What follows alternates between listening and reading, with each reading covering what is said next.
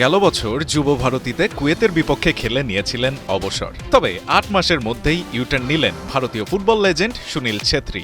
সিদ্ধান্ত নিয়েছেন অবসর ভেঙে আন্তর্জাতিক ফুটবলে ফেরার। এ মাসেই শিলংয়ে বাংলাদেশের বিপক্ষে এএফসি এশিয়ান কাপের কোয়ালিফাইং রাউন্ডের ম্যাচ সামনে রেখে ছেত্রীর হঠাৎ ফেরা জন্ম দিয়েছে প্রশ্নের। তবে কি হামজা চৌধুরীর ভয়ে কাঁপছে ভারত? ভারত বাংলাদেশ ম্যাচ মানেই সাম্প্রতিক সময়ে টানটান উত্তেজনা।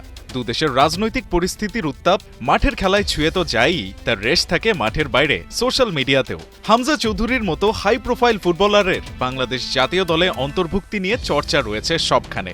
ইংলিশ প্রিমিয়ার লিগের লেস্টার সিটিতে খেলা এ ফুটবলার এখন খেলছেন শেফিল্ড ইউনাইটেডে।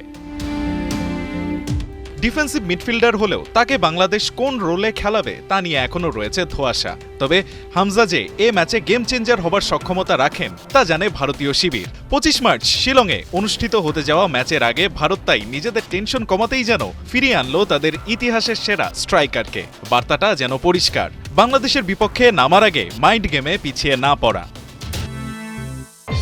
ইন্টারন্যাশনাল ফুটবলে ১৫১ ম্যাচে ৯৪ গোল করা সুনীল লাল সবুজের প্রতিনিধিদের বিপক্ষে ৬ ম্যাচে গোল করেছেন ৬টি।